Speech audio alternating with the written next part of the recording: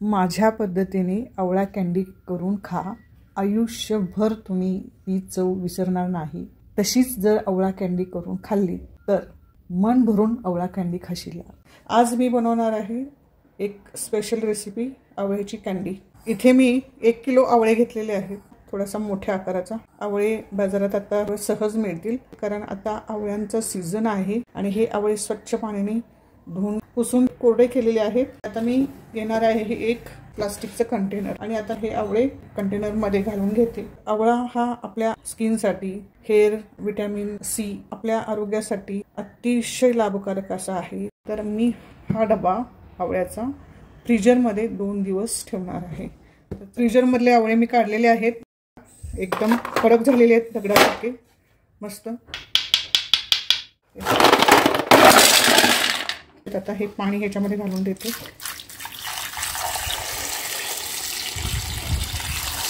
पूर्ण आवळे बुडतील इतकं पाणी घालायचं आहे आणि हे पाणी साधं आहे आणि अधूनमधून हे पाणी बदलत राहायचं आहे कारण या आवळ्याचा थोडंसं बर्फ झालेला आहे। तर चला आता पुन्हा एकदा मी हे पाणी चेंज करते, हे पाणी ओतून टाकते। आता आवळ्यांमध्ये पहिल्यांदा पाणी टाकल्यानंतर ते लगेच थंड झालेलं होतं आणि ते पाणी लगेच मी काढून टाकलं कारण पूर्ण थंड झालेलं होतं पाणी। आता हे दुसऱ्यांदा पाणी घालून घेते आणि असंच थोडा वेळ ठेवते। आता हे दुसऱ्यांदा पाणी घातलेलं आहे, हे सुद्धा खूप थंड झालेले आहे। आता हे पाणी सुद्धा मी काढून टाकते। तिसऱ्यांदा हे पाणी साधं घालून घेते आवळ्यामध्ये।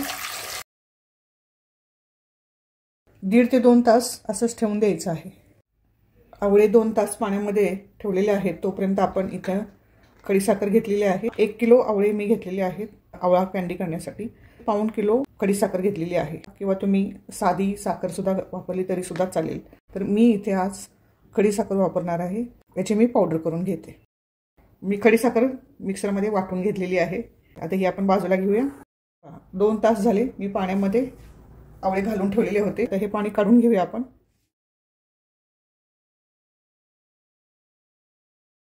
या कपड्यावर आवळे आहेत ते घालून घ्यायचे आहेत आणि पुसून घ्यायचे आहेत। हे खूप मऊ झालेले आहेत आणि याचा आवाज सुद्धा हे पहा, बिलकुल आवाज येत नाही, असे मऊ आवळे झालेले आहेत। हे पहा, खड्डे पडत आहेत अक्षरशः। आता ह्या आवळ्यावरची साल मी अशी छान काढून घेणार आहे।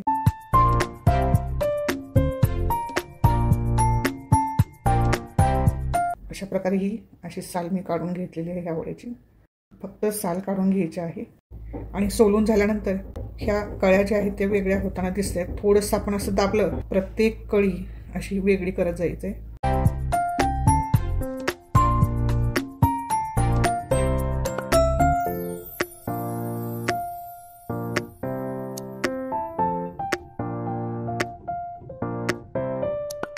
कळ्या मी पूर्ण अशा वेगळ्या केलेल्या आहेत आणि किती मऊ आहेत। इथे एक लिंबाचा रस घेतलेला आहे, आता तो या आवळ्यांवरती मी घालून घेते आणि छान मिक्स करून घ्यायचं आहे। अशा प्रकारे आपण छान मिक्स करून घ्यायचं आहे। इथे मी काचेचे भांड घेतलेलं आहे, तुम्ही काचेचं डबा घेऊ शकता किंवा प्लास्टिकचा सुद्धा डबा घेऊ शकता। बारीक वाटलेली खडीसाखर याच्यावरती आपल्याला हे आवळ्याची बारीक केलेल्या कळ्यात घालून घ्यायच्या आहेत। खडीसाखर घालून घ्यायची आहे। मी आवळ्याची लोणच्याची रेसिपी टाकलेलीच आहे माझ्या यूट्यूब चॅनलवरती, तुम्ही ती जाऊन बघू शकता किंवा त्याची लिंक मी डिस्क्रिप्शन बॉक्समध्ये तुम्हाला देणारच आहे। लहान मुलांना जर तुम्ही चॉकलेट म्हणा, टॉफीज म्हणा खाण्याची लहान मुलांना सवय असते, तर त्याच्याऐवजी तुम्ही एक आवळ्याची कँडी रोज खायला दिलं तर मुलांचं आरोग्य चांगलं राहतं आणि निरोगी राहतं। मी मस्त छान असं घट्ट झाकण लावून ठेवणार आहे आणि हे रोज सकाळ आणि संध्याकाळ दोन्ही वेळेस खालीवर हलवून घ्यायचं आहे, नाहीतर मग आवळे खराब होण्याची शक्यता असते। 12 तास झालेले आहेत, अजून थोडीशी साखर मिक्स झालेली नाही, विरघळलेली नाहीये, पण खाली मात्र साखर पूर्ण विरघळलेली आहे। आवळ्याचे तुकडे साखरेच्या पाण्यामध्ये छान 12 तास मुरत ठेवायचे आहे। लिंबाचा रस घातल्यामुळे आपले आवळ्याच्या कँडी ज्या आहेत त्या काळपट पडत नाहीत आणि पांढऱ्या शुभ्र मार्केटमध्ये जशा मिळतात तशा ह्या आवळा कँडी तयार होतात। छान मिक्स करून ठेवायचे आहे. छान 12 तास मुरत ठेवायचे आहे. 24 तास झालेले आहेत.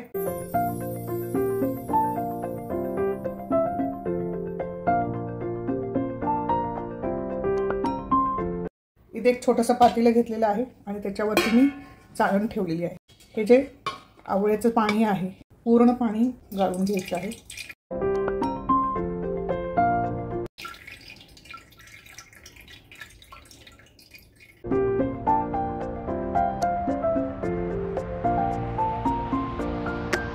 आता हे गाळून घेतलेलं जे पाणी आहे ते आपल्याला फेकून द्यायचं नाही, तर याचा आपण सरबत म्हणून वापर करू शकतो.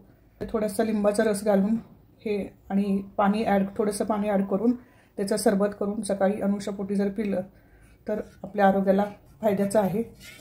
आता या आवळ्यामधलं मी साखरेचं पाणी पूर्ण गाळून घेतलेलं आहे. आता आपण हे सुकायला ठेवूया. मोठं प्लेट घेणार आहे आणि त्या प्लेटमध्ये आवळे सुकायला ठेवणार आहे.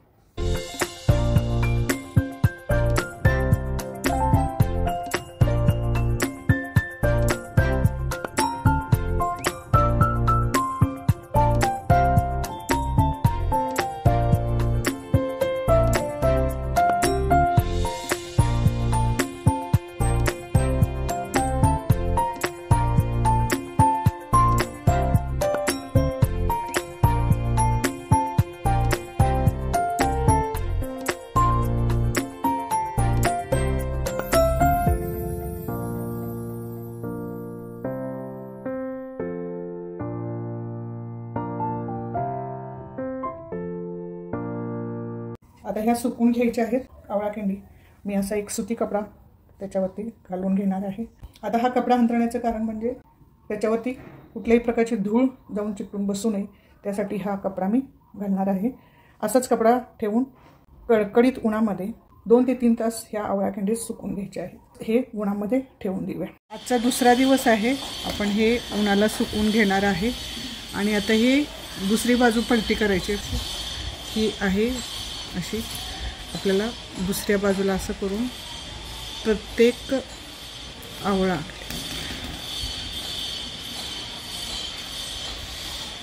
असा पलटी करून ठेवायचा आहे, म्हणजे दुसरी बाजूसुद्धा छान सुकून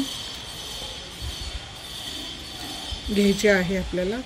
2 दिवस मी उन्हामध्ये सुकून घेतलेले आहेत ह्या आवळा कँडी. पहिल्या दिवशी अशी एक बाजू सुकून घेतली आणि नंतर अशी पलटी करून मी दुसरी बाजूसुद्धा सुकून घेतलेली आहे.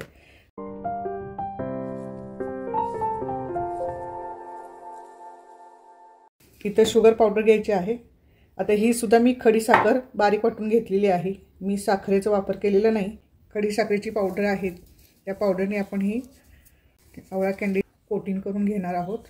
1-2 वर्ष ही आवळा कँडी छान राहते.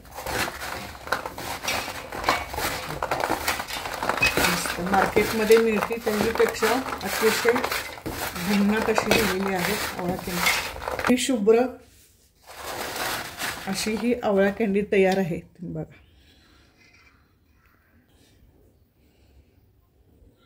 हे पहा, एकदम मऊ झालेली आहे, एकदम मऊ झालेली, पटकन तुटते.